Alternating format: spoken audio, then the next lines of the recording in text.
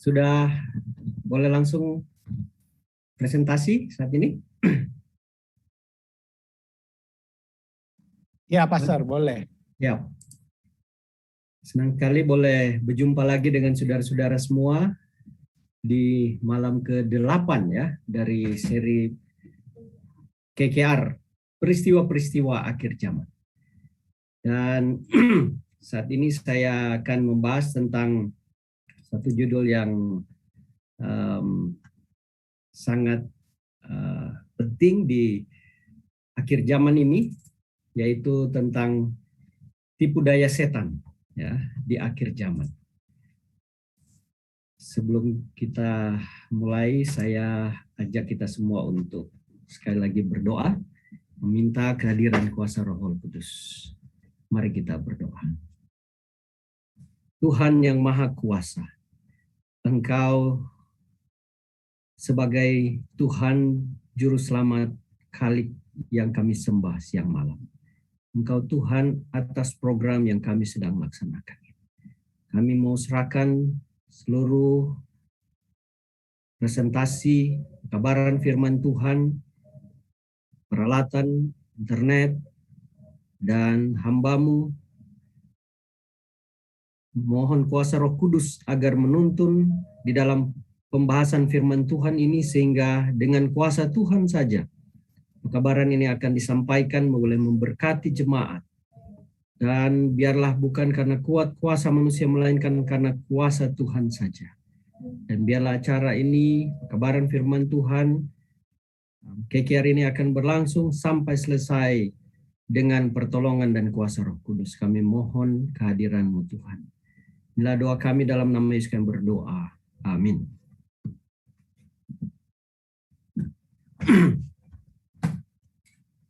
Sebentar, saya setting dulu. Semoga semua berjalan dengan baik. Ya. Apakah ada notes nampak di screen saudara-saudara? Hanya satu layar saja? Ya, satu layar saja, Pak. Oke, thank you. Baik, saudara-saudara, di tahun 2019 ada pilihan presiden di Indonesia, dan itu sangat ramai karena ini adalah dua kandidat yang sangat kuat, pendukungnya juga sangat fanatis, dan ada satu peristiwa terjadi di tahun itu di mana ada seorang pendukung dari salah satu pasangan presiden, dia mengaku menjadi mangsa, dipukul oleh orang yang tidak dikenal. Jadi pendukung-pendukungnya ya, mereka marah, bahkan merasa ini adalah pekerjaan atau perbuatan dari lawan politik dari salah satu pasangan presiden. Dan begitu tersiar berita ini dan begitu viral. Dan orang begitu percaya bahwa ibu ini dipukul. Bayangkan wajahnya sampai hancur macam ini. Kemudian orang mulai mengetahui bahwa sebenarnya dia bukan dipukul, tetapi dia baru dioperasi wajahnya. Dan akhirnya benar-benar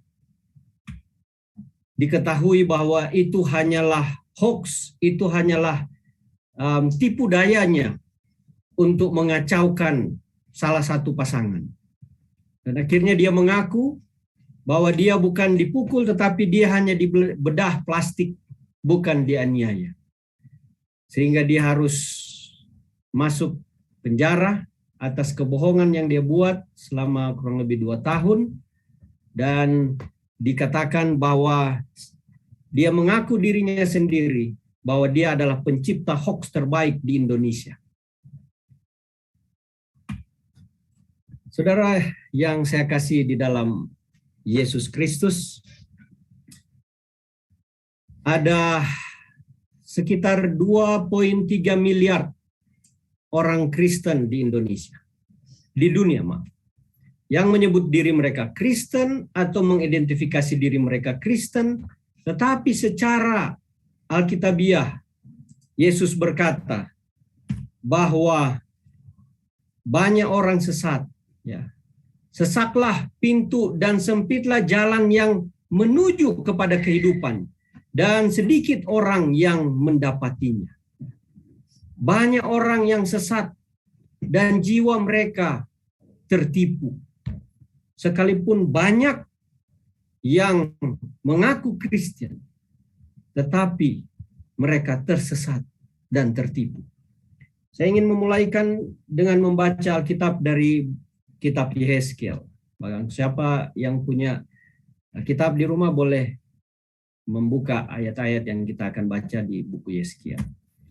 Di dalam Yehezkiel 33 ayat yang kedua berkata, "Hai anak manusia, berbicaralah kepada teman-temanmu sebangsa dan katakanlah kepada mereka, kalau aku mendatangkan pedang atas sesuatu negeri dan bangsa, negeri itu mengambil seorang dari antara mereka dan menetapkan dia menjadi penjaganya. Dan penjaga ini melihat pedang itu datang atas negerinya, lalu meniup sangkakala untuk memperingatkan bangsanya. Kalau ada orang yang memang mendengar suara sangkakala itu, tetapi ia tidak mau diperingatkan sehingga sesudah pedang itu datang ia dihabiskan, darahnya tertimpa kepada dirinya. Ia mendengar suara sangkakala, tetapi ia tidak mau diperingatkan, darahnya tertimpa kepadanya sendiri. Kalau ia mau diperingatkan, ia menyelamatkan nyawanya. Sebaliknya, penjaga yang melihat pedang itu datang tetapi tidak meniup sangkakala dan bangsanya tidak mendapat peringatan sehingga sesudah pedang itu datang, seorang dari antara mereka dihabiskan, orang itu dihabiskan dalam kesalahannya. Tetapi aku akan menuntut pertanggung jawab atas nyawanya dari penjaga itu. Dan engkau anak manusia, aku menetapkan engkau menjadi penjaga bagi kaum Israel. Bila mana engkau mendengar suatu firman daripadaku, peringatkanlah mereka demi namaku. Kalau aku berfirman kepada orang jahat, hai orang jahat, engkau pasti mati, dan engkau tidak berkata apa-apa untuk memperingatkan orang jahat itu supaya bertobat dari hidupnya, orang jahat itu akan mati dalam kesalahannya. Tapi aku akan menuntut pertanggung jawab atas nyawanya daripadamu. Tetapi jikalau engkau memperingatkan orang jahat itu supaya bertobat dari hidupnya, tapi ia tidak mau bertobat, ia akan mati dalam kesalahannya. Tetapi engkau telah menyelamatkan nyawamu. Dan engkau anak manusia, katakanlah kepada kaum Israel, kamu berkata begini, pelanggaran kami dan dosa kami sudah bertanggung atas kami, dan karena itu kami hancur. Bagaimana kami dapat tetap hidup? 11, katakanlah kepada mereka, demi aku yang hidup, demikianlah firman Allah, aku tidak berkenan kepada kematian orang fasik, melainkan aku berkenan kepada pertobatan orang fasik itu dari kelakuannya supaya ia hidup. Bertobatlah dari hidupmu yang jahat. Itulah mengapakah kamu akan mati, hai kaum Israel. Saudara yang kekasih di dalam Yesus Kristus, pekabaran ini adalah pendeta mempunyai tanggung jawab kepada jemaat, bahwa pendeta kami menjadi pengawas di menara agar orang tahu bahwa ada musuh di luar sana yang akan menghancurkan kita, menghancurkan jemaat, dan kita harus lari kepada Yesus untuk mendapatkan perlindungan. Kita harus berbalik dari dosa-dosa kita. Jika kita tetap tinggal dalam dosa, maka kita akan mati, saudara akan mati. Dan dia memanggil bagian akhirnya. Dosa akan membinasakanmu. Bertobatlah dari hidupmu yang jahat itu. Mengapa kamu akan mati? Dalam bahasa Ibrani, untuk menekankan poin tertentu tidak menaikkan nada suara, tetapi mengulang-ulangi kata. Ya. Di dalam Alkitab banyak kali kita temukan seperti itu. Ketika Allah berkata sungguh, ya. Nah, sekarang dia mau berkata, bertobatlah dari hidupmu yang jahat itu. Mengapakah kamu akan mati? Saudaraku yang kekasih dalam Yesus Kristus, salah satu dari pekabaran yang sangat penting yang Allah sampaikan melalui firman-Nya adalah kita harus sangat berhati-hati untuk tidak ditipu dalam bentuk kesalehan tanpa kuasa, bentuk agama tanpa kuasa. Ya, kita harus berhati-hati. Nah, ada banyak hal dalam Alkitab mungkin kita tidak pahami. Ya. Alkitab itu mempunyai halaman yang cukup besar, isi yang cukup banyak. Ya. Mungkin kita tidak akan setuju dengan mungkin saudara-saudara yang sedang menonton tidak akan setuju beberapa doktrin di dalamnya. Ya.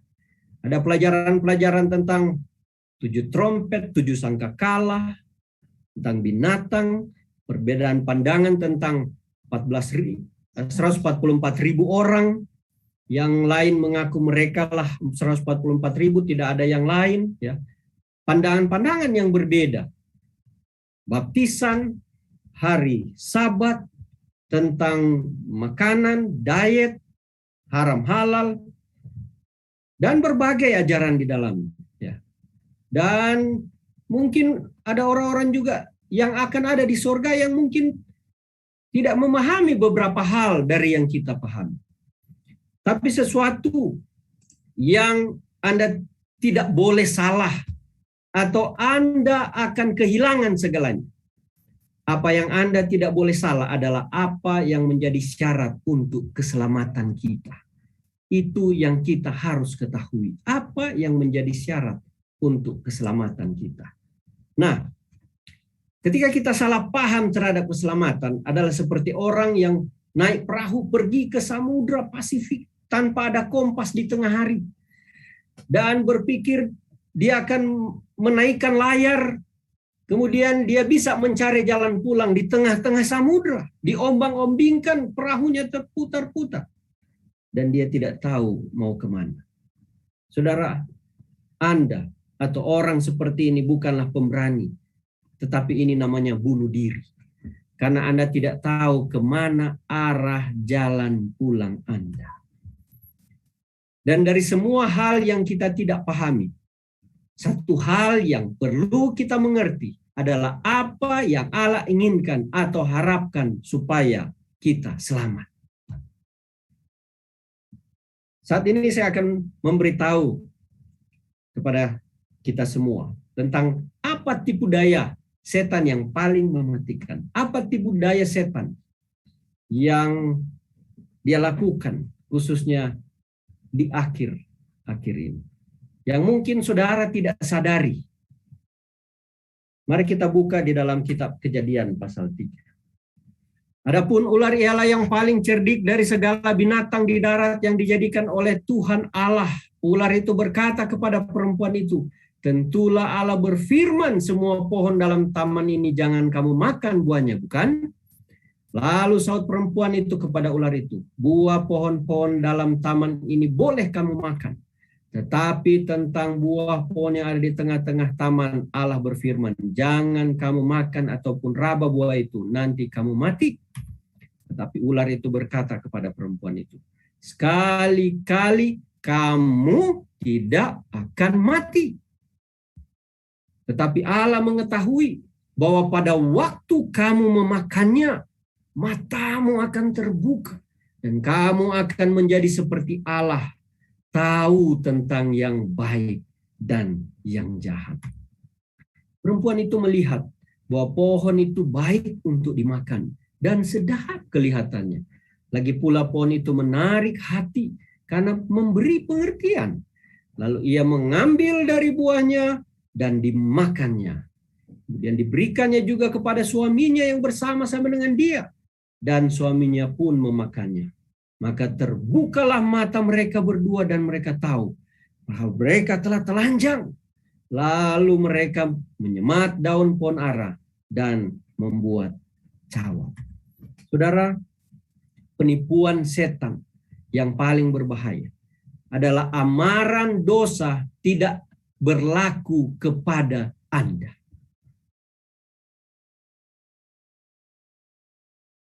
Bisikan setan mungkin berkata, Tuhan tidak benar-benar bermaksud sesuai dengan apa yang dia katakan. Saudara, ketika Anda berbuat dosa, apakah itu benar-benar memuaskan Anda? Belum tentu, tidak juga seperti itu. Dan kadang-kali Anda mempunyai banyak pengalaman melalui dosa yang Anda alami. Tapi itu semua adalah kebohongan, ya. Dan inilah penipuan setan yang sangat berbahaya. Ketika amaran, peringatan akan dosa tidak lagi berlaku kepada Anda. Beberapa tahun yang lalu di Indonesia ada peristiwa yang cukup besar juga, mengambil perhatian dari masyarakat. Karena ada yang disebut perusahaan First Travel yang memberangkatkan para calon haji pergi ke Mekah. Dan di tahun itu mereka telah mengumpulkan uang para haji, di mana mereka para calon haji ini harus mengumpulkan puluhan juta dalam bentuk rupiah. Dan mereka banyak kali menjual sawah, menjual rumah bahkan, atau menabung puluhan tahun. Ya, dari pekerjaan, ada yang bekerja hanya pekerja kasar, ya. Mereka harus menabung puluhan tahun supaya bisa pergi haji. Dan mereka menabung lewat travel ini. Ada 63.000 orang lebih calon jemaah umroh ke Tanah Suci yang telah lunas membayar ke tempat ini. Artinya banyak juga yang belum lunas. Saudara bayangkan berapa banyak orang yang tertipu. Dan kerugian karena ternyata orang pemilik First Travel ini tidak menggunakan uangnya untuk memberangkatkan haji. Mereka gunakan untuk memperkaya diri sendiri. Dan kerugian dikira sekitar 264,3 juta ringgit Malaysia. Ya. Kalau Indonesia 905 miliar rupiah. Besar sekali nilai uang yang mereka pakai untuk memperkaya diri mereka. Rumah mereka begitu besar, mereka menikmati kehidupan yang sangat mewah. Dan orang-orang yang telah menabung uangnya tak dapat dikembalikan lagi. Habis begitu saja. Dan mereka harus menanggung, ya, bertanggung jawab atas penipuan yang telah mereka lakukan terhadap para calon haji ini. Karena telah mempercayakan uang mereka dan ternyata tidak ada hasilnya. Saudara, setan adalah seniman penipuan. Dia memberikan janji-janji tapi dia tidak berencana untuk menepati janjinya. Dan beberapa orang sangat berisiko akan kehilangan segala-galanya. Ya. Dia memberikan janji palsu. Sehingga orang-orang banyak yang tertipu. Saudara-saudara, jangan sampai kita terbabit di dalamnya. Jangan sampai kita salah dan tertipu dengannya. Yesus jelas menyebutnya di dalam khutbah di atas bukit Matius 7:21. Firman Tuhan berkata, bukan setiap orang yang berseru kepadaku, Tuhan, Tuhan akan masuk dalam kerajaan surga. Melainkan dia yang melakukan kehendak Bapakku yang di surga. Ayat 22, pada hari terakhir banyak orang akan berseru kepadaku, Tuhan, Tuhan, bukankah kami bernubuat demi namamu dan mengusir setan demi namamu dan mengadakan mujizat, banyak mujizat demi namamu juga? Itu artinya apa, saudara-saudara? Orang yang memanggil Yesus Tuhan hanyalah orang Kristen yang mengakui dia Tuhan. Ada yang tidak mengaku dia Tuhan. Orang yang mengaku dia Yesus Tuhan adalah orang yang sadar secara akal pikiran. Orang saleh juga mungkin, ya, yang dia paham betul Yesus adalah Tuhan. Dan dia membuat mujizat, mengusir setan, bernubuat, memanggil nama Yesus. Tapi apa yang Yesus cakapkan? Dalam ayat 23, pada waktu itulah aku akan berterus terang kepada mereka dan berkata, aku tidak pernah mengenal kamu, enyahlah daripadaku, kamu sekalian pembuat kejahatan. Kamu semua adalah pelanggar hukum. Kalau dalam bahasa Inggris agak berbeda ya. Di dalam kitab New American Standard Version dikatakan, and then I will declare to them, I never knew you, depart from me, you who practice lawlessness. Law adalah hukum, lawless artinya tidak menurut hukum ya. Lawlessness, pelanggar hukum. Jadi Yesus katakan, kamu yang berbuat mujizat, mengusir setan, bernubuat, memanggil namaku, tapi kamu tidak menurut hukumku, pergi dari sini. Artinya binasa kamu. Saya tidak mengenal kamu. Bukan Yesus tidak tahu siapa mereka, bukan. Tapi dalam arti orang yang melanggar hukum Allah, Yesus tidak menerimanya masuk ke dalam kerajaan surga. Karena di ayat 21 dikatakan mereka tidak melakukan kehendak Bapakku yang di surga. Saudara, banyak kali orang berkata seperti ini. Oh Pak Pendeta, pernah saya diundang ke satu gereja berkhotbah dan katakan pendetanya menggunakan, Pak Pendeta kalau berkhotbah sini jangan khotbah tentang hukum Allah dan hari Sabat. Karena bagi banyak orang, ketika menerima Yesus sebagai juru selamat pribadi, tidak perlu lagi hukum Allah. Yang penting mereka bersembah Tuhan sesuai dengan yang terbaik bagi mereka. Sebagaimana Kain dan Habel, saudara-saudara.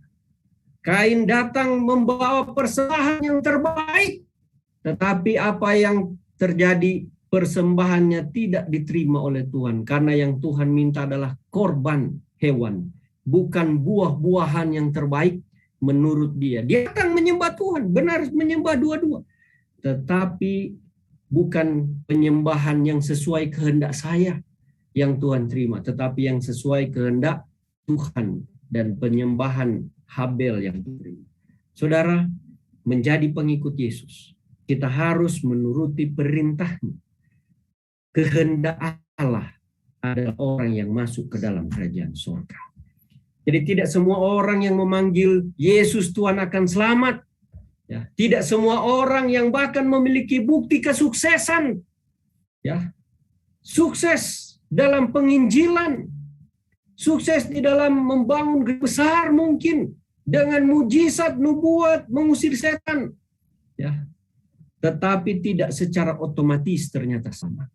Ada orang yang punya kuasa yang luar biasa dalam pelayanan, tapi itu tidak menjamin. Bukan itu, saudara-saudara. Kalau kita atau Anda berbuat kejahatan, pelanggaran hukum, Tuhan katakan, Yesus katakan, saya tidak mengenal Anda. Kamu sekalian pelanggar hukum, pembuat kejahatan. Saudara, Yesus datang menyelamatkan kita tidak di dalam dosa, tetapi dari dosa. Artinya apa? Yesus menyelamatkan kita bukan supaya kita terus berbuat dosa, melanggar hukumnya. Tidak. Tapi dia menyelamatkan kita dari dosa kita. Dan kita bertobat, meninggalkan dosa kita. Tidak hidup terus di dalam dosa. Ada banyak orang yang mengaku Kristen dan mencampakkan dirinya dalam kehidupan dosa yang mematikan. Karena mereka percaya yang penting terima Yesus. Tidak perlu menurut hukum, beribadah sesuai dengan yang saya mau. Tetapi disinilah dia campakkan dirinya dalam kehidupan dosa yang mematikan. Saudara, ada satu cerita di mana ada seorang yang terjatuh di dalam air dari perahu.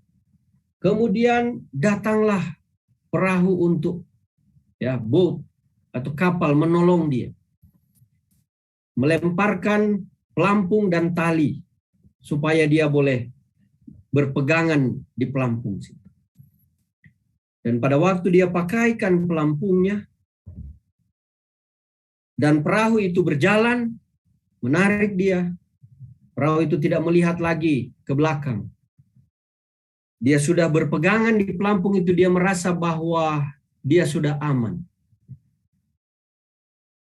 Ternyata ada orang lain yang telah melepaskan tali yang mengikat pelampung dengan perahu, sehingga tali di perahu itu terlepas. Dan dia tidak lagi terikat ke perahu. Dia merasa dia sudah aman, selamat. Ternyata tidak, saudara-saudara. Demikianlah saudara dan saya. Kita berpikir kita sudah merasa selamat karena kita sudah menjadi orang Kristen. Tetapi kita tertipu, kita terlepas dari hubungan, dari peraturan, dari perintah Tuhan. Kita tidak mengikuti petunjuk Tuhan. Dan kita masuk ke dalam kubangan dosa, dalam lumpur dosa. Dan kita hidup terus di dalam sana. Saudara, jika Yesus berkata sedikit, itu berarti sedikit. Kalau dia bilang banyak, itu berarti banyak. Sedikit berarti minoritas, banyak berarti mayoritas. Yesus berkata banyak orang tadi akan datang kepadaku di hari terakhir. Di hari akhir banyak orang akan datang. Jadi saudara-saudara, apakah minoritas atau mayoritas yang akan ditipu dan berpikir bahwa mereka selamat atau tidak? Bagaimana saudara yakin dan tahu bahwa saudara bukan dari salah seorang, dari salah satu grup itu yang tertipu?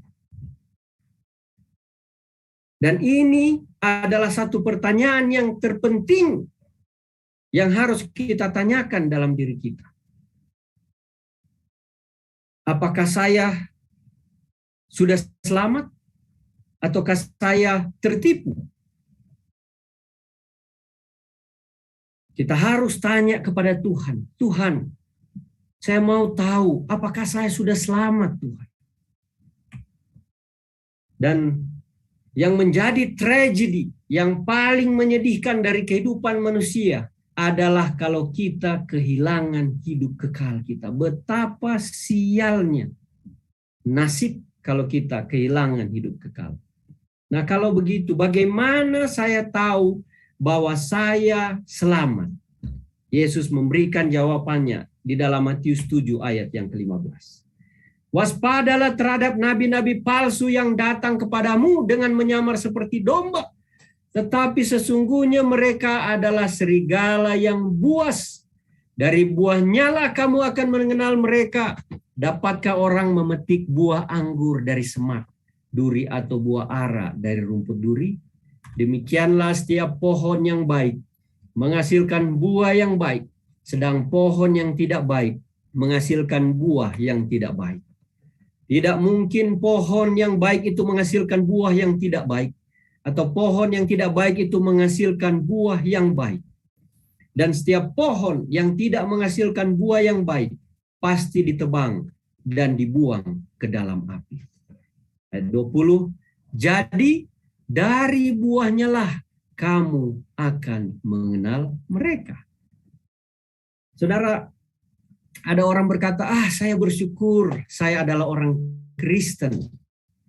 Pergi ke gereja dan pendeta katakan, jika saya menerima Kristus dan yang penting mengulang-ulangi doa ini, maka engkau akan menerima hidup yang kekal. Dan melalui iman, yang penting percaya saja bahwa engkau sudah selamat. Saudara, banyak orang diajarkan seperti ini. Yang penting berdoa saja, hafal saja doa ini. Anda sudah pasti selamat. Datang saja ke gereja. Ya. Atau yang penting Anda datang ke gereja, nyanyi saja. Ya. Kamu nyanyi saja dengan sukacita dalam ibadahmu. Kamu sudah selamat. Saudara, tentu langkah pertama kita selamat dari dosa masa lalu oleh karena iman. Melalui kasih karunia Yesus Kristus. Tapi saudara-saudara, kita harus bertobat dari dosa-dosa kita. Ya. Kita tidak saja tinggal cukup sampai yang penting berdoa saja. Yang penting nyanyi pujian. Cukup sampai situ, tidak. Ya. Mereka tidak diberi petunjuk untuk bertobat dari dosa-dosa. Berbalik dari dosa-dosamu. Akui dosa-dosa sehingga memperoleh karunia. Berdoa berulang-ulang dan sampai di situ saja, dan itulah kebanyakan dunia kekristenan. Bernyanyi sampai situ saja. Saudara, sering kita mempraktikkan ini dan kita tidak menyadari, kita tidak diajarkan. Kita berbuat sekehendak masing-masing dan hidup hanya berbeda sedikit dengan keduniawian. Karena kita tidak diajar bagaimana hidup seharusnya dengan Tuhan. Menurut perintah Tuhan. Yang penting baik-baik saja, kamu pasti selamat. Ya. Tetapi apakah kamu telah bertobat dari dosamu-dosamu? Berbalik dari dosa-dosamu? Sudah mengaku dosa-dosamu dan tinggalkan itu. Apakah Anda seorang yang lahir baru? Apakah Anda ciptaan baru? Apakah Anda berbalik dari yang jahat dan berbuat apa yang benar di hadapan Tuhan? Kuncinya adalah jika Anda berbuat dosa, apakah Anda menyesali dosa Anda? Apakah Anda bertobat? Banyak orang berbuat dosa tapi tidak menyesali. Saudara, Anda harus bertobat. Memang orang Kristen pasti ada berbuat dosa. Tetapi harus bertobat, harus bertumbuh di dalam Tuhan. Jika kita baik dan kita makan pakai tangan dan kita kotor, ya, mulut kita, rambut kita kotor, itu tidak masalah. Tapi kalau sudah berusia 25 tahun dan kita masih makan kotor seperti bayi, ini berarti ada yang salah. Harus pergi menghadap dokter. Ya. Karena pasti ada yang salah dengan cara hidupnya. Berarti dia tidak bertumbuh. Usianya bertumbuh, badannya bertumbuh. Tetapi apa? Pikirannya tidak bertumbuh. Ada yang salah. Jadi ada orang Kristen yang ke gereja mungkin sepanjang umur mereka. Lahir Kristen. Tapi tidak bertumbuh. Dan kita bertanya, apakah mereka sungguh-sungguh telah selamat? Tuhan melihat pada buah kita. Kita juga melihat pada buah kita. Yohanes 15 ayat 1 dan 2. Akulah pokok anggur yang benar, dan Bapakulah pengusahanya. Setiap ranting padaku yang tidak berbuah dipotongnya, dan setiap ranting yang berbuah dibersihkannya, supaya ia lebih banyak berbuah. 1 Korintus 11 ayat 28. Karena itu hendaklah tiap-tiap orang menguji dirinya sendiri. Tuhan melihat buah. Kita juga melihat buah kita. Uji diri kita. Di dalam Matius 5:19 berkata, karena itu siapa yang meniadakan salah satu perintah hukum Taurat, sekalipun yang paling kecil, dan mengajarkannya demikian kepada orang lain, ia akan menduduki tempat yang paling rendah di dalam kerajaan surga. Banyak ajaran Kristen mengatakan yang penting percaya. Tidak perlu menurut hukum lagi, sudah mendapat kasih karunia, tidak perlu lagi. Pendeta tak payah lagi khotbah tentang hukum Allah karena kita sudah diselamatkan. Tapi saudara-saudara, Yesus mengajarkan bahwa siapa yang meniadakan salah satu dari hukum Taurat, sekalipun yang paling kecil, kemudian mengajarkan kepada orang lain, dia akan mendapati tempatnya paling rendah, artinya dia tidak diselamatkan. Tetapi siapa yang melakukan dan mengajarkan, amin, ternyata orang yang melakukan dan mengajarkan, dikatakan segala perintah-perintah hukum Taurat, ia akan menduduki tempat yang tinggi di dalam kerajaan surga. Amin. Kita dapati dua perintah Tuhan. Matius 7:21 sampai 23. Tuhan katakan bahwa orang yang menyebut nama Tuhan, yang melakukan kehendak Tuhan, yang akan masuk dalam surga.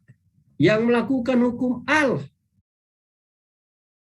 Kemudian saat ini dikatakan yang melakukan dan mengajarkan perintah hukum Allah, mereka lah yang akan masuk ke dalam kerajaan surga.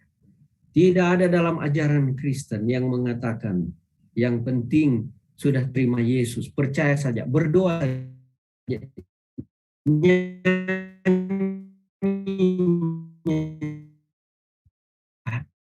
harus bertobat. Kita harus, jika kita mau dikatakan berada di tempat yang tinggi di dalam kerajaan surga, yang melakukan dan mengajarkan.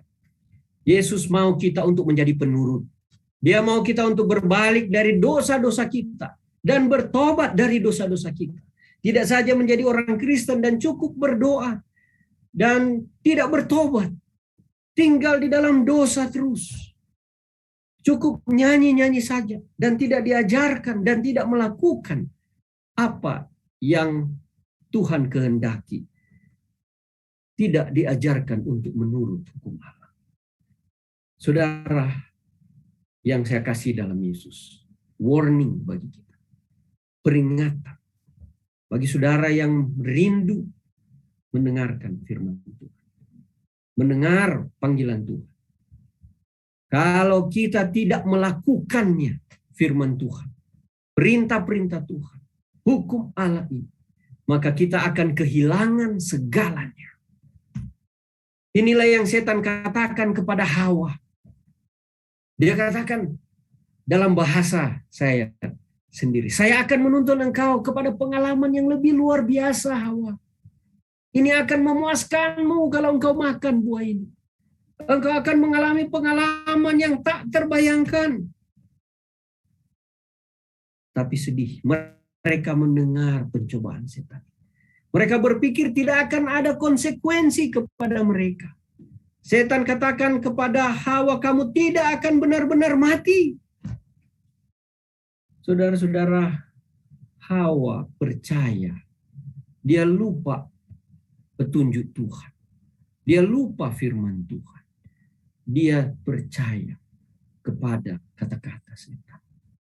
Saudara, siapa yang saudara percaya saat ini dalam hidup saudara? Allah katakan dosa itu mati. Mati ya mati. Kalau Anda menurut, Anda akan hidup. Tapi setan katakan kalau Anda berdosa, Anda tidak akan mati. Tidak apa-apa. Tidak usah takut. Allah nggak akan lakukan seperti yang dia buat. Buat saja sesuka hatimu. Ya. Ini ajaran setan. Kamu nggak akan mati. Saudara, inilah yang setan selalu ajarkan. Dari sejak kejadian dunia, manusia di Taman Eden dan mereka jatuh. Sampai masuk ke dalam ajaran di gereja. Bahwa ada kehidupan.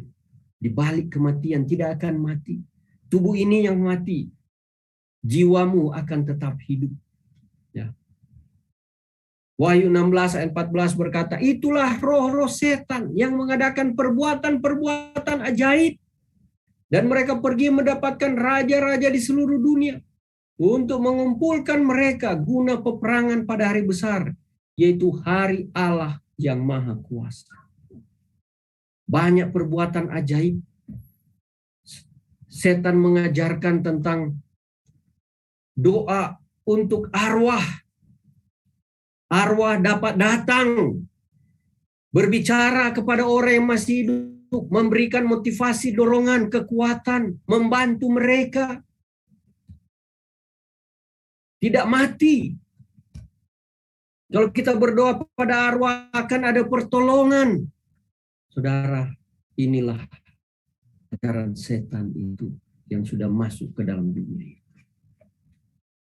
Banyak orang melakukan persembahan kepada orang mati, berdoa bahkan kepada orang mati, meminta berkah ataupun mendoakan mereka supaya arwah mereka tenang, tidak berjalan-jalan atau tidak marah.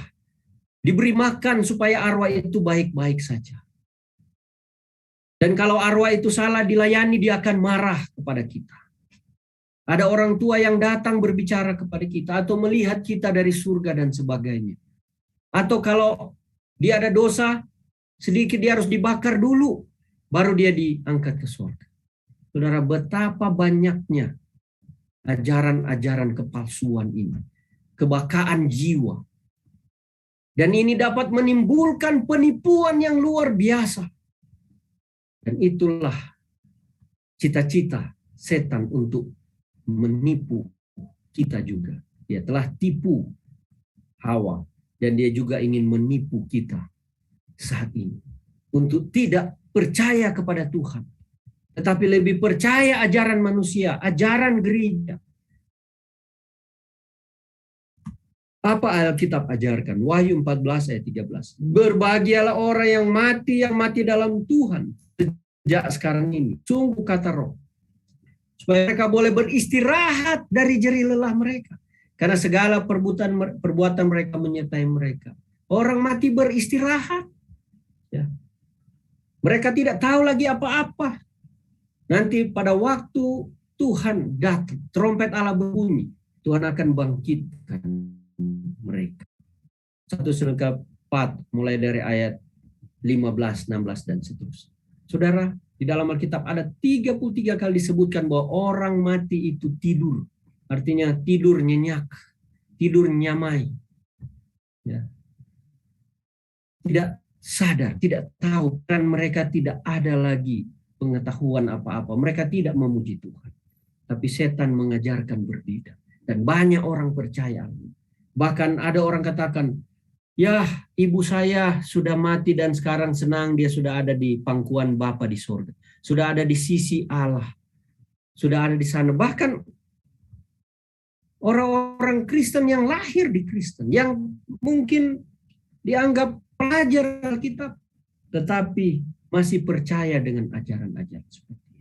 Dan setan bisa menggunakan kepercayaan saudara dengan tipu muslihatnya. Saudara, Yohanes 3:16 berkata, karena begitu besar kasih Allah akan dunia sehingga ia telah mengaruniakan anaknya yang tunggal, supaya barang siapa yang percaya kepadanya tidak binasa melainkan beroleh hidup yang kekal. Hanya ada dua pilihan, kita hidup atau binasa. Allah mengatakan kepada kita untuk berbalik dari dosa-dosa kita, maka kita akan hidup. Allah memberikan kepada kita apa yang kita butuhkan untuk hidup. Saudara-saudara, kalau kita bertobat, ada paket Allah, kuasa dari surga, ya, memberikan kepada kita kuasa untuk hidup. Malaikat, kuasa Roh Kudus akan menuntun kita. Namun ada ajaran-ajaran palsu dan guru-guru palsu di luar sana yang mengajarkan berbeda. 2 Timotius 3 ayat 5 mengatakan, secara lahiriah mereka menjalankan ibadah mereka, tetapi pada hakikatnya mereka memungkiri kekuatannya. Jauhilah mereka itu, firman Tuhan katakan. Beritakanlah firman, siap sedialah baik atau tidak baik waktunya. Nyatakanlah apa yang salah, tegurlah dan nasihatlah dengan segala kesabaran dan pengajaran. Karena akan datang waktunya, orang tidak dapat lagi menerima ajaran sehat, tetapi mereka akan mengumpulkan guru-guru menurut kehendaknya untuk memuaskan keinginan mereka. Mereka akan memalingkan telinganya dari kebenaran dan membukanya bagi dongeng. Ayat yang sama di dalam Kisah pasal 20 dan 29 berkata, Aku tahu bahwa sesudah aku pergi, serigala-serigala yang ganas akan masuk ke tengah-tengah kamu dan tidak akan menyayangkan kawanan itu. Ayat 30, bahkan dari antara kamu sendiri akan muncul beberapa orang yang dengan ajaran palsu mereka berusaha menarik murid-murid dari jalan yang benar dan supaya mengikuti mereka. Inilah firman Tuhan katakan, ada nabi-nabi palsu, guru-guru palsu. Bahkan di dalam gereja sendiri ada guru-guru palsu yang menarik sesuai dengan keinginan mereka. Bahkan murid-murid itu pun ingin ada hanya guru palsu yang menyenangkan hati mereka. Tapi saya mau beritahu kepada saudara-saudara malam hari ini, ada denominasi Kristen yang tidak mempan terhadap ajaran palsu ini. Ada, saudara-saudara.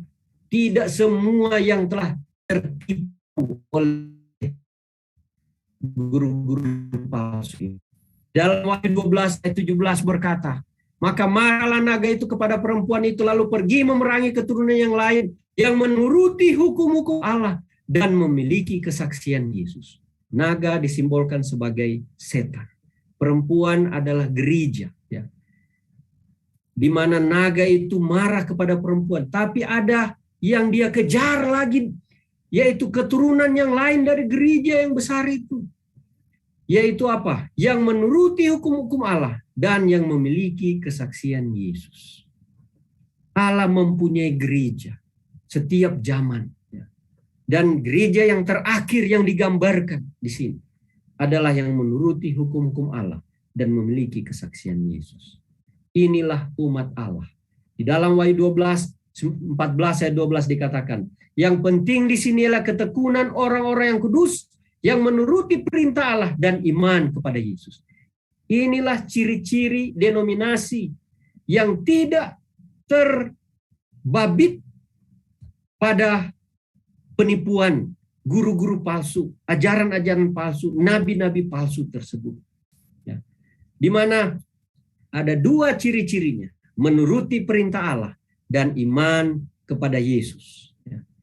Yaitu di dalam hidup mereka, umat Allah ini, mereka loyalitas. Mereka menurut kepada Allah, perintahnya, termasuk penurutan pada hari Sabat Alkitab. Ya. Di mana umat Allah ini mereka menyembah pencipta pada hari Sabat.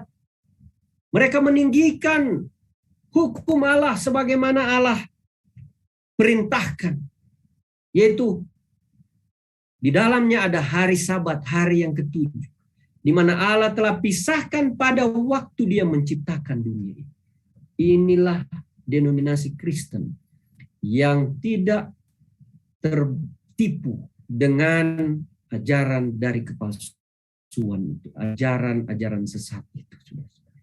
Bergabunglah dengan mereka, masuklah ke dalam umat Allah ini, karena Tuhan katakan keluar dari Babylon, keluar dari ajaran-ajaran kepalsuan, bergabung dengan barisan umat Allah yang akan menyambut kedatangan Tuhan yang kedua kali.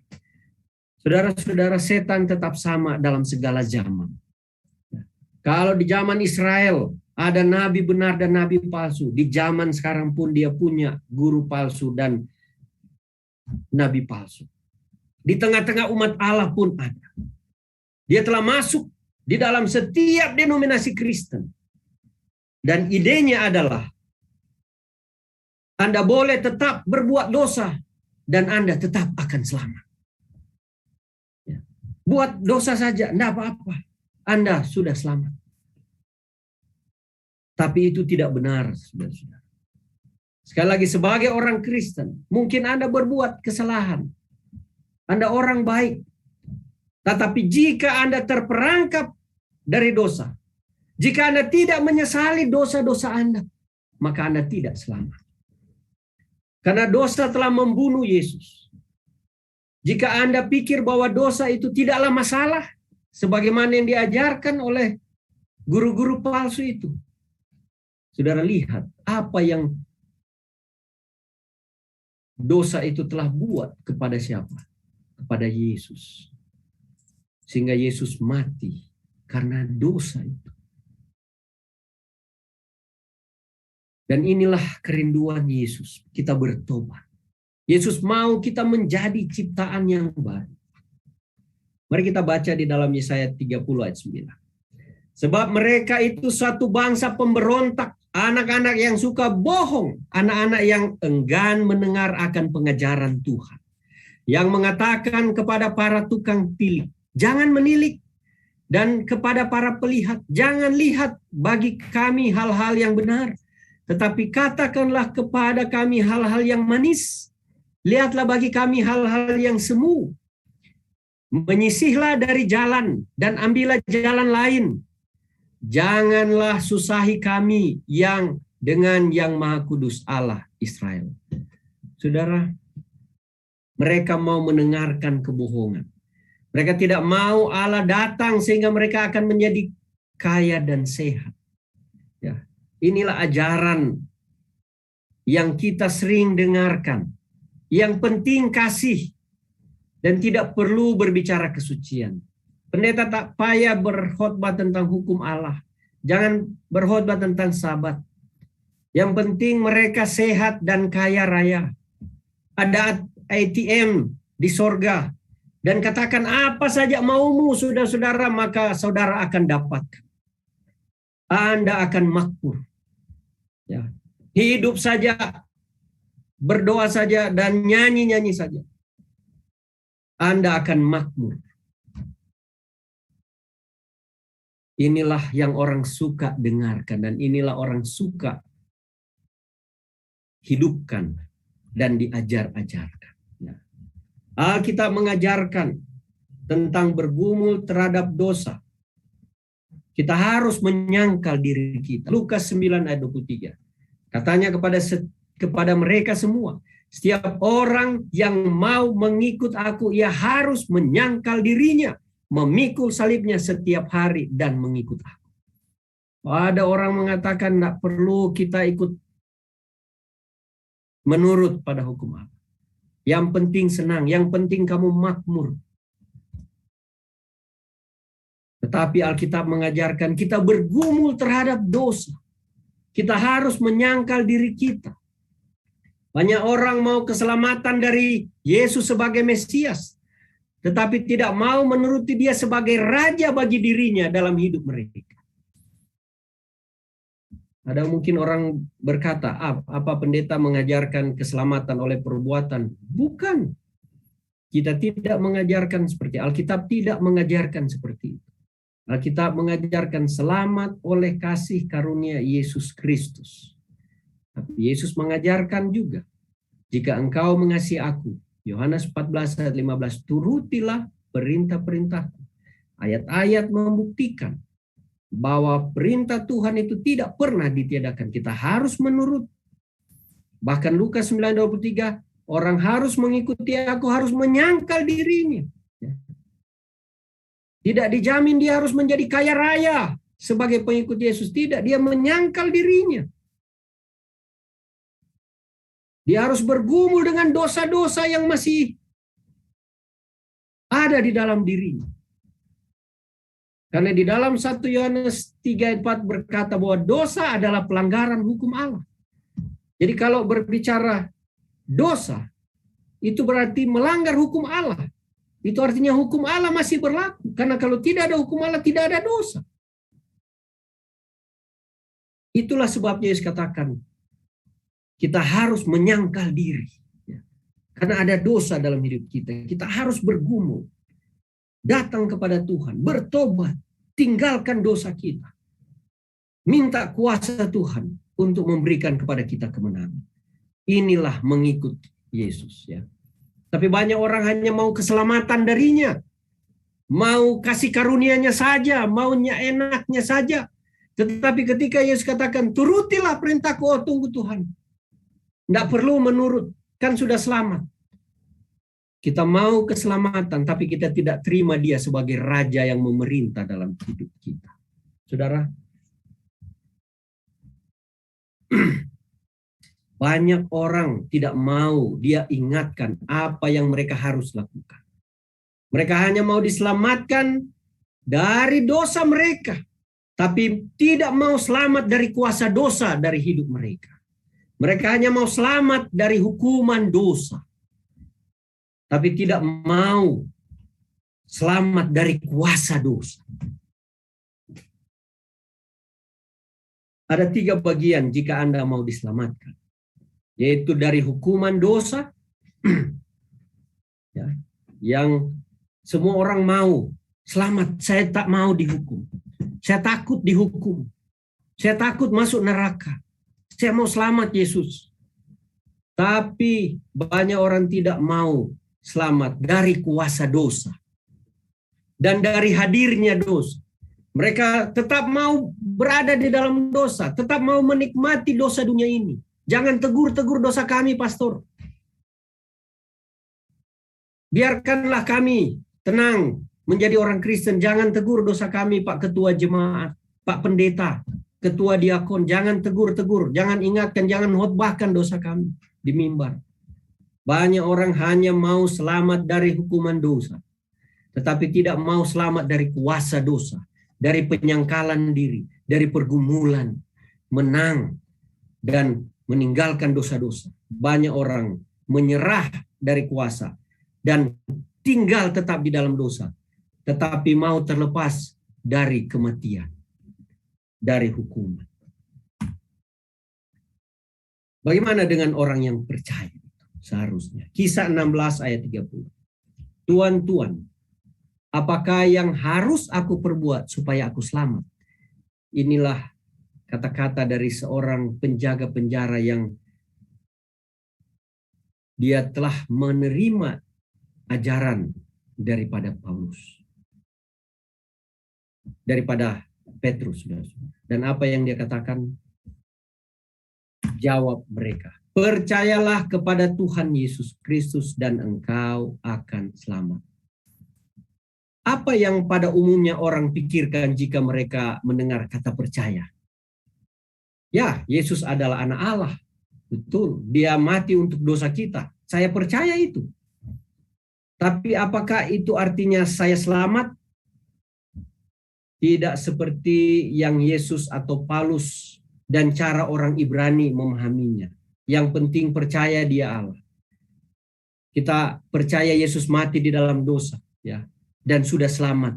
Bukan begitu, ya. Di dalam Lukas 9 ayat 23 berkata, setiap orang yang mau mengikuti aku, ia harus menyangkal dirinya, memikul salibnya setiap hari dan mengikut aku. Percaya artinya percaya apa yang dikatakannya. Percaya apa yang dikatakan Yesus. Yang dikatakan Yesus adalah berbalik dari dosamu dan bertobat dari dosa-dosamu. Apa yang Matius 28 ayat 19 dan 20 katakan? Karena itu pergilah, jadikanlah semua bangsa muridku dan baptislah mereka dalam nama Bapa, Anak dan Roh Kudus. Apa selanjutnya? Dan ajarlah mereka melakukan segala sesuatu yang telah kuperintahkan kepadamu. Yesus tidak katakan pergi, baptislah orang, suruh mereka berdoa saja, hafal doanya berulang-ulang dan nyanyi berulang-ulang. Sudah cukup. Tidak. Yesus katakan ajar apa yang aku ajarkan di dalam Alkitab. Dan apa? Lakukan segala sesuatu yang kuperintahkan. Ya. Belajar firman Tuhan.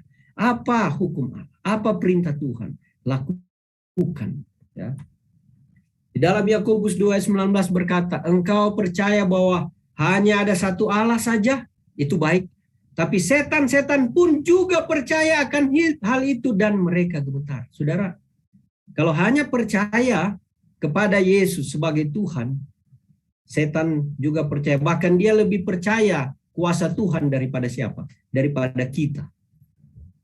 Karena kita hanya percaya dia juru selamat supaya kita tidak mati dari hukuman. Tapi kita tidak percaya pada kuasanya yang menyelamatkan kita dari dosa dan menolong kita meninggalkan dosa kita, berbalik dari dosa, bertobat dari dosa. Di dalam Lukas 4 ayat 33. Ya, dikatakan di dalam rumah ibadat itu ada seorang yang kerasukan setan dan ia berteriak dengan suara keras, "Hai engkau Yesus orang Nazaret, apa urusanmu dengan kami? Engkau datang hendak akan kami? Aku tahu siapa engkau, yang kudus dari Allah." Saudara-saudara, setan selalu katakan dia mengenal siapa Yesus. Apakah setan tahu dialah Allah? Ya. Dia bahkan lebih tahu kuasanya dari saudara yang mengetahui. Apakah setan tahu dia mati di kayu salib? Ya. Apakah dia tahu Yesus mati untuk dosa-dosa kita? Ya. Sehingga itulah sebabnya dia mencoba untuk menghentikan kematian Yesus. Dengan pengetahuan ini, apakah itu membuat setan selamat? Tidak, saudara-saudara. Jadi tidak saja percaya bahwa Yesus mati bagi kita, tapi percaya bahwa dia dapat mengubah hati Anda dan memberikan Anda kuasa yang baru. Kuasa untuk hidup baru. Kuasa untuk tidak berada di dalam dosa, tidak melanggar hukum-hukum Allah. 1 Korintus 6 ayat 9 berkata, "Atau tidak tahukah kamu bahwa orang-orang yang tidak adil akan dapat bagian dalam kerajaan Allah?" Atau tidak tahukah kamu bahwa orang-orang yang tidak adil tidak akan mendapat bagian dalam kerajaan Allah? Janganlah sesat, orang cabul, penyembah berhala, orang berzina, banci, orang pemburit, pencuri, orang kikir, pemabuk, pemfitnah, dan penipu tidak akan mendapat bagian dalam kerajaan Allah. Saudara lihat di sini ada pezina, banci, pemburit. Ini bagian dari LGBT, ya. Saudara, orang-orang seperti ini tidak akan mendapat bagian dalam kerajaan Allah. Dan beberapa orang di antara kamu demikian dahulu, tetapi kamu telah memberi dirimu disucikan, kamu telah dikuduskan, kamu telah dibenarkan dalam nama Tuhan Yesus Kristus dan dalam roh Allah kita. Saudara, yang berbuat dosa yang disebutkan tadi adalah pelanggaran terhadap hukum Allah. Itu dosa. Tapi orang yang sudah bertobat, demikianlah dahulu, ya, dan sudah memberi diri kepada Tuhan, disucikan, dikuduskan, dibenarkan dalam nama Tuhan Yesus Kristus. Inilah orang yang telah bertobat dan meninggalkan dosa-dosa tadi. Kalau saudara masih berada di dalam dosa-dosa tadi, tinggalkan saudara-saudara saat ini. Tuhan mau menyelamatkan saudara dari dosa saudara, bukan di dalam dosa saudara. Galatia 5 ayat 19 berkata, perbuatan daging telah nyata, yaitu percabulan, kecemaran, hawa nafsu, penyembahan berhala, sihir, perseteruan, perselisihan, iri hati, amarah, kepentingan diri sendiri, percideraan, roh pemecah, kedengkian, kemabukan, pesta pora, dan sebagainya. Terhadap semuanya itu kuperingatkan kamu, seperti yang telah kubuat dahulu, bahwa barang siapa melakukan hal-hal yang demikian, ia tidak akan mendapat bagian dalam kerajaan surga. Saudara, Tuhan mencintai Anda. Tidak ada dosa diizinkan masuk di surga. Tuhan mau saudara tinggalkan dosa. Minta kuasa Tuhan. Turuti hukum Allah, perintah Tuhan. Anda tidak boleh mempraktekkan semuanya ini, saudara-saudara, siapapun dia. Tidak hanya saja percaya dan hidup seperti dunia ini, saudara-saudara. Allah memanggil gereja untuk hidup di dalam kesucian.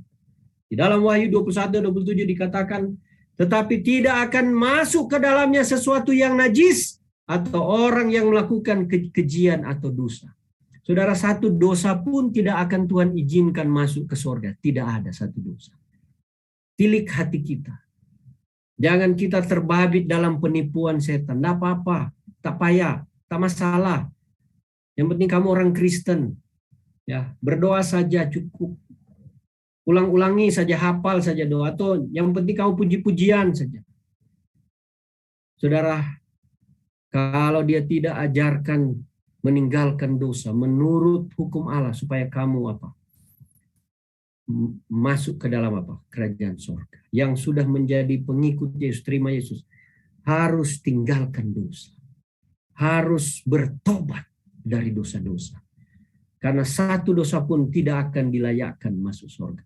Tuhan harus membakar setiap dosa. Sehingga orang yang masih berdosa, Tuhan harus bakar. Binasakan walaupun hanya satu. Ya. Neraka bukan untuk saudara dan saya. Itu untuk setan. Tapi kalau kita terbabit dalam dosa setan, kita juga akan dimasukkan ke sana. Tuhan tidak mau kita ke sana. Tuhan mau menyelamatkan kita. Allah harus selamatkan kita dari dosa, bukan di dalam dosa. Di dalam kitab Ibrani 12 ayat 1 ya. Dikatakan, let us also lay aside every encumbrance and the sin which so easily entangles us. Memang Tuhan tahu bahwa berbuat dosa itu senang ya. Dalam bahasa disebut, marilah kita juga menanggalkan segala beban dan dosa yang begitu mudah menjerat kita. Tuhan tahu dosa itu mudah kita lakukan. Ada kenyamanan di dalam dosa. Tapi itu hanya temporary. Itu hanya penipuan, saudara-saudara. Tuhan ajak, mengundang kita, menjemput kita, tinggalkan dosa-dosa itu. Datang kepada Tuhan, minta kuasa untuk kita boleh menang dari pergumulan dosa. Yeskiel 33 ayat 13. Mari kita lihat apa firman Tuhan. Kalau aku berfirman kepada orang benar, engkau pasti hidup. Tetapi ia mengandalkan kebenarannya dan ia berbuat curang. Segala perbuatan-perbuatan kebenarannya tidak akan diperhitungkan dan dia harus mati dalam kecurangan yang diperbuatnya. Kalau aku berfirman pada orang jahat, engkau pasti mati, tetapi ia bertobat dari dosanya serta melakukan keadilan dan kebenaran, orang jahat itu mengembalikan gadaian orang. Ia membayar ganti rampasannya, menuruti peraturan-peraturan yang memberi hidup, sehingga tidak berbuat curang lagi. Ia pasti hidup. Ia tidak akan mati lagi. Oh, good news, saudara-saudara. Ini adalah peringatan kepada kita. Kalau kita mau bertobat, kita dalam dosa. Tapi Tuhan peringatkan kepada kita dan kita bertobat. Kita tinggalkan dosa-dosa. Kita berbuat jahat kepada orang lain dan kita menyelesaikan dosa kita. Dan kita berbalik kepada Tuhan. Maka Tuhan mengampuni dosa kita dan memberikan kita hidup. Ya, kita tidak akan binasa. Ya. Saya bagi contoh kepada saudara-saudara. Jika kita meminjam pinggan dari jiran kita, ya. Ini bahasa Malaysia, pinggan bahasa Indonesia adalah piring, ya.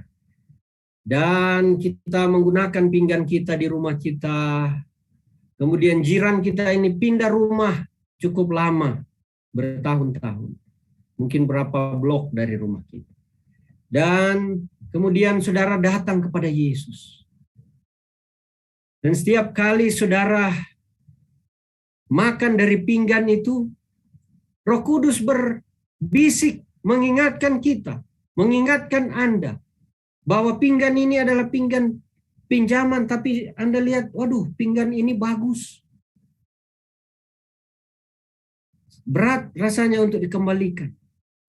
Tapi Anda pinjam sudah 2 tahun, saudara-saudara. Itu namanya mencuri, bukan lagi meminjam. Kemudian Anda berkata, saya mau pergi ke sorga. Tapi Yesus katakan kepada Anda harus mengembalikan pinggan jiranmu itu.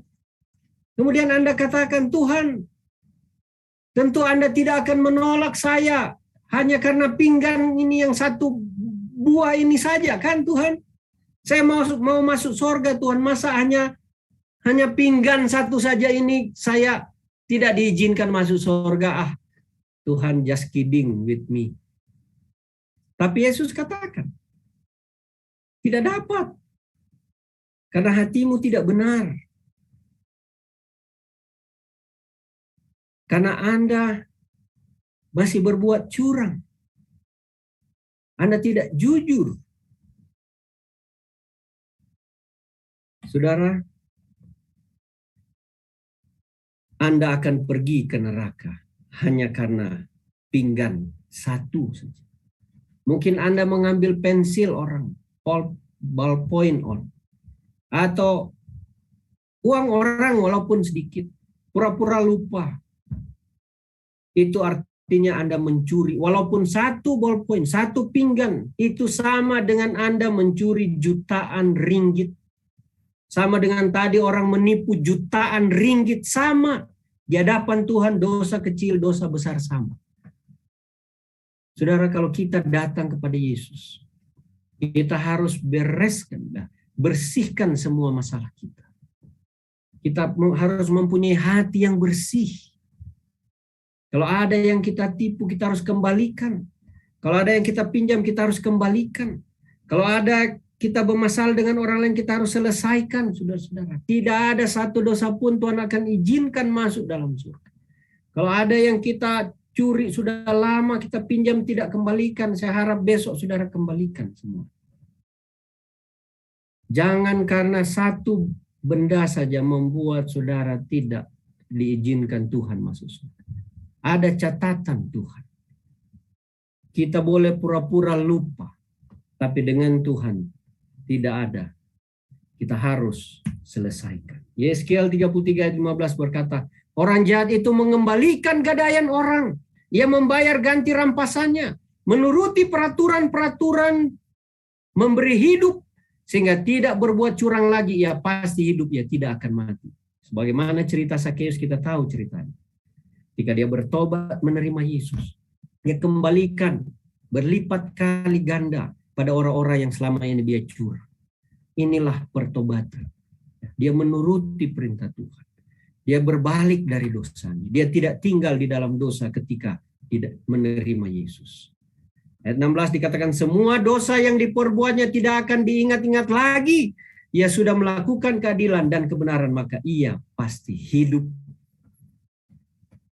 Saudara, firman Tuhan berkata sekali lagi Lukas 13 ayat 3. Tetapi jikalau kamu tidak bertobat, kamu semua akan binasa atas cara demikian. Bertobat, saudara-saudara, supaya kita tidak binasa. Yohanes 5 ayat 14, engkau telah sembuh. Yesus katakan kepada orang yang lumpuh, jangan berbuat dosa lagi, supaya padamu jangan terjadi lebih buruk lagi. Kalau kau sudah sembuh, jangan berbuat dosa lagi. Dosa adalah pelanggaran hukum, jangan melanggar hukum. Ya mungkin kita jatuh, tapi kita harus bertobat datang kepada Yesus. Kemudian kepada perempuan yang didapat berlacur, kata Yesus, aku pun tidak menghukum engkau, pergilah dan jangan berbuat dosa lagi mulai sekarang ini. Yesus tak pernah bercakap, pergi dan jangan berbuat dosa sedikit saja. Tapi jangan berbuat dosa. Bukan sedikit saja jangan buat. Di dalam Yakobus 4 ayat 7 berkata, karena itu tunduklah kepada Allah dan lawanlah iblis maka ia akan lari daripada. Tunduk kepada Allah, maka engkau akan menang terhadap iblis. Yakobus 4 ayat 8 berkata, mendekatlah kepada Allah dan ia akan mendekat kepadamu. Tahirkanlah tanganmu, hai kamu orang-orang berdosa, dan sucikanlah hatimu, hai kamu yang mendua hati. Saudara, dekat kepada Allah. Usaha kita, upaya kita, bukan bagaimana menaklukkan dosa, bukan bagaimana menaklukkan penipuan itu. Kita lawan. Kita tak sanggup melawan setan itu, sudah. Penipuan-penipuan. Cara kita yang terbaik adalah dekat kepada Allah. Dia yang mempunyai kuasa untuk menaklukkan dosa-dosa yang ada pada kita. Kita tidak ada kuasa. Kita harus tunduk, datang dekat supaya kita menang. Yohanes 14 ayat 15 berkata, jikalau kamu mengasihi aku, kamu akan menuruti segala perintahku. Inilah perintah Yesus. Ya. Kasih aku, turuti perintah Yesus. Ya. Di dalam Yohanes 3:16 berkata apa? Karena begitu besar kasih Allah akan dunia ini sehingga Ia telah mengaruniakan anaknya yang tunggal. Supaya setiap orang yang percaya kepadanya tidak binasa, melainkan beroleh hidup yang kekal. Bagaimana kita memperoleh hidup yang kekal? Ketika kita memilih mengasihi Yesus tadi. Dengan demikian kita memilih kasih karunia Yesus, saudara-saudara. Arti kasih karunia tidak saja berarti rahmat dan kebaikan, melainkan arti kasihnya itu kita diberikan kuasa oleh Tuhan. Ya. Allah tidak memberikan kita kasih karunia untuk berdosa, tapi Dia memberikan kita kasih karunia untuk menjauhkan kita dari dosa. Jika kita tergoda dan berbalik kepada Allah, Dia akan mengirimkan malaikat dari sorga untuk menolong kita. Dia akan kirimkan kuasa supernatural untuk menolong kita terlepas dari dosa. Ya. Saudara yang kekasih di dalam Tuhan, kekristenan palsu itu adalah menurunkan standar kesucian demi untuk memenuhi gereja. Semua orang ingin melihat gereja bertumbuh, ingin nampak berhasil, sehingga membuat kompromi untuk menumbuhkan gereja. Pastor membuat jalan yang sempit kepada Tuhan dan dia jadikan lebar. Membaptis orang yang belum siap dibaptiskan dan dia baptiskan. Inilah kekristenan palsu. Menurunkan standar firman Tuhan, standar kekristenan, standar kebenaran, supaya orang banyak datang ke gereja dan supaya menguntungkan gereja itu. Ada motif-motif di balik itu. Dan agar nampak keberhasilan dan nampak gereja itu bertumbuh. Saudara, di dalam satu kutipan Review and Herald halaman 904 dikatakan, gereja-gereja kita menjadi tidak layak dengan menerima doktrin perintah manusia. Banyak yang diterima ke dalam gereja yang tidak bertobat. Laki-laki dan perempuan dan anak-anak diperbolehkan untuk mengambil bagian dalam baptisan yang kusyuk tanpa sepenuhnya diinstruksikan dan memperhatikan arti dari tata cara ini. Partisipasi dalam tata cara ini sangat berarti dan pendeta harus berhati-hati untuk memberikan setiap calon baptisan instruksi yang jelas mengenai makna dan kekhidmatan. Saudara, setan sedang berusaha untuk memperdaya, menipu Injil untuk membuat semakin banyak orang ke gereja. Saya banyak kali mendengar cerita seperti ini. Karena ada uang di balik itu yang besar dari jiwa yang dibaptiskan. Dibayar jiwanya, baptisan itu dibayar. Berbagi duit dengan yang dibaptiskan tanpa diajar, ya. Bahkan bisa dibaptis satu bus tanpa diajar karena supaya ada nampak banyak orang yang dibaptis, gereja bertumbuh. Pastor itu sukses dalam baptisan dan ada uang yang besar yang mereka terima di balik itu, ya. Setan sedang berusaha untuk memperdaya, menipu gereja, menipu umat-umat Tuhan, menipu pendeta, menipu anggota, dan menipu orang-orang yang dibaptiskan. Setan buat terhadap Injil, dia menipu sampai pada titik di mana itu tak ada pengaruh apa-apa, sampai kepada di dalam gereja kita, saudara-saudara. Kita harus pergi dari murka Allah yang sedang datang. Kita sedang binasa, akibat dosa ini binasa. Hanya ada satu-satunya cara kita selamat, adalah menerima pengorbanan Kristus. Menerima Kristus. Percaya pada Kristus Yesus. Ikuti Kristus dan ajaran-ajarannya. Milikilah buah rohnya. Itu artinya diselamatkan. Janganlah kita tertipu dengan tipu daya setan.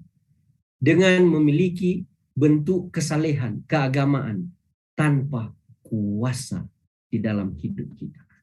Kiranya pelajaran hari ini akan memberkati kita saudara-saudara, sehingga kita tidak jatuh ke dalam penipuan setan yang sangat licik di hari-hari terakhir ini, di dalam setiap zaman, di dalam setiap tempat, dalam setiap denominasi. Kiranya Tuhan memberkati kita semua. Yesus rindu kita bertobat, datang berbalik, menerima Dia, mengikuti Dia, mencintai Dia, menuruti perintah-perintah, berjalan di dalam Yesus, meminta kuasa-Nya, dan hidup di dalam keselamatan yang sesungguhnya. Tuhan Yesus memberkati kita. Amin.